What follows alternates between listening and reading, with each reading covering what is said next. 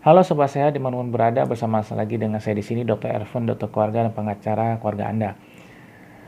Selamat Idul Fitri bagi rekan-rekan yang merayakan ya. Mohon maaf lahir dan batin kepada semua Bapak Ibu yang merayakan. Dan semoga di hari libur ini kita masih menjalani hari dengan sehat, bahagia ya bersama orang tercinta dan keluarga. Nah, pada hari ini saya ingin membahas mengenai pandemi COVID-19 yang masih merebak di dunia maupun di negara kita.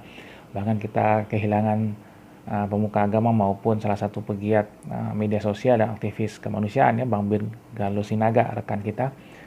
Dan tentu kita sangat berduka cita dan semoga keluarga dihiburkan. Dan yang ingin saya memberikan fokus itu mengapa kita sampai sekarang masih banyak mengalami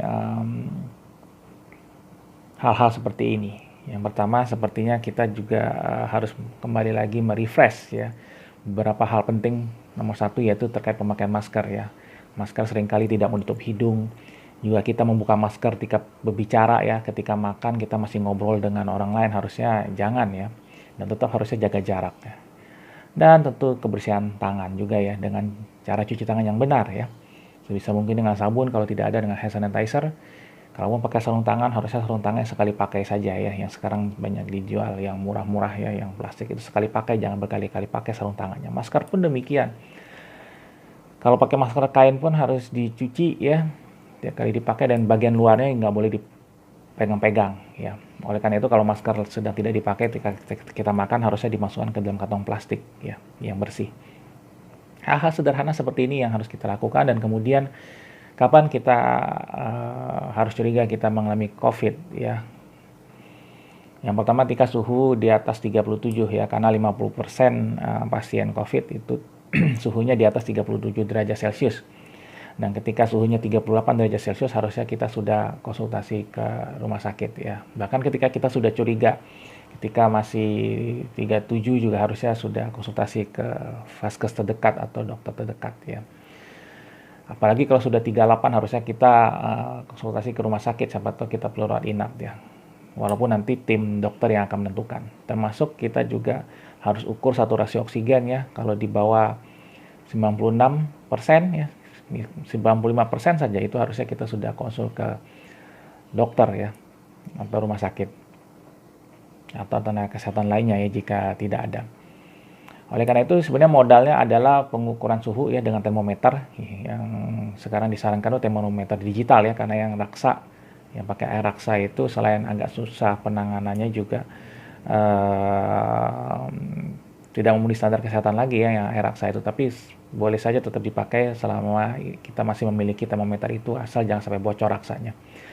Kalau termometer jenis lain ya yang paling murah dan paling aman itu yang digital, yang di ketiak ya, yang di dahi kadang sama yang di tangan yang sering di mall-mall itu juga kurang akurat ya.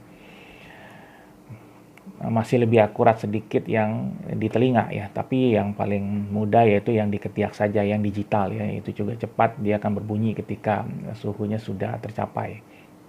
Nah, itu ketika udah 37 kita sudah mulai curiga ya. Ketika 38 kita harusnya udah konsultasi ya, apakah kita perlu rawat inap atau tidak. Dan ketika saturasi oksigen ya, itu juga kita bisa beli ya di toko-toko online ya, itu yang dijepit di jari. Dan tentu kita harus cuci tangan, jangan sampai kita pakai kutek segala macam, harus bersih kukunya ya, baru kita pasang.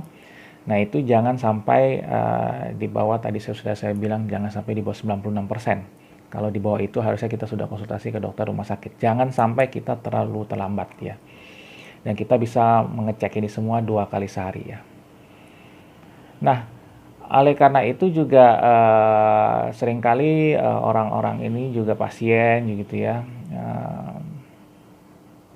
terlambat itu karena mereka juga tidak sadar bahwa mereka sebenarnya sudah bergejala. Seringkali dia menganggap dirinya tidak bergejala, padahal sudah ada gejala tadi ya, 37 ke atas suhunya, apalagi 38, dan ada batuk sedikit-sedikit, pilek sedikit-sedikit, itu juga harusnya sudah bergejala ya, baiknya langsung konsultasi saja ya. Walaupun memang flu biasa pun bisa ya, tapi kita harus waspada.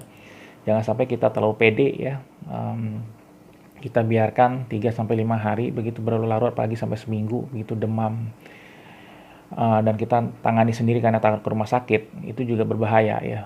Karena kita tidak tahu apa yang sudah terjadi di dalam ya. Karena ketika di scan mungkin paru-parunya sudah ada kerusakan ya.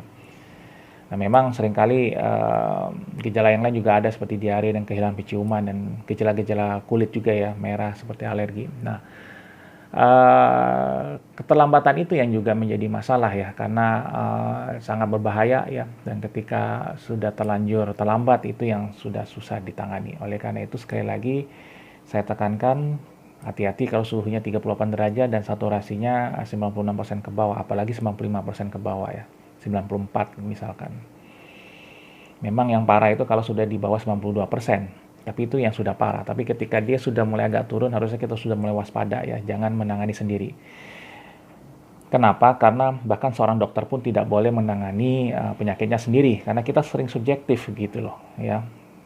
Bahkan keluarga kita juga jangan kita tangani sendiri gitu. Kadang kita perlu sejauh kita yang lain. Apalagi kalau pasien awam begitu kan. Dan ketika melakukan isolasi mandiri, ya kita sediakan vitamin D, vitamin C gitu ya, vitamin yang lain-lain ya,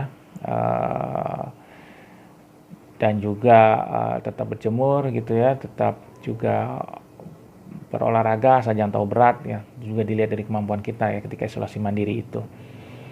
Yang pasti jangan sampai juga kita tidak menjaga jarak walaupun di rumah sendiri ya, tetap pakai masker ya, jangan sampai menulari anggota keluarga yang lain. Kalau bisa ya isolasi sendiri ya, jangan campur tempat tinggal dengan anggota keluarga lain. Kalaupun harus tinggal bersama anggota keluarga lain, kamar tidur usahakan pisahkan sendiri ya, spray semua sering dicuci ya kan, pakaian, alat makan jangan digabung ya kan, jaga jarak, dan toilet pun kalau bisa sendiri. Kalaupun tidak bisa ya berarti harus tetap bergiliran memakai toilet maupun dapur misalkan ya, harus bergiliran dan sedia desinfektan ya.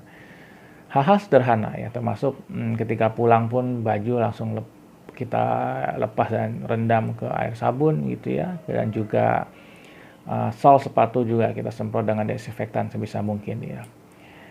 Memang beberapa orang mengatakan kalau kita terlalu takut dan melakukan hal-hal ini seakan-akan kita stres dan segala macam. Tetapi dari data penelitian justru pasien yang waspada itu lebih aman ya. Kita waspada atau sedikit stres itu justru penting bagi kita supaya kita waspada ya. Justru kebanyakan yang jatuh ke kondisi parah itu adalah pasien yang denial ya, ketika dia ingin tidak stres lalu dia mengabaikan banyak hal. Ini bukan hanya di masalah COVID, tapi juga di penyakit yang lain seperti hipertensi, stroke, diabetes ya. Mereka merasa tidak ada gejala, ngapain saya stres, kalau tidak stres ya harusnya diabetes minggat, hipertensi minggat, padahal nggak juga ya. Nggak stres, tapi kalau makan sembarangan, nggak olahraga ya pasti juga akan sakit juga ya. Oleh karena itu saya harap kita menjadi orang-orang yang logis ya. Jangan terlalu histeria juga, jangan terlalu euforia, dan juga jangan terlalu paranoid ya. Yang penting kita tetap logis ya. Demikian dari saya, terima kasih. Sampai jumpa di sesi selanjutnya.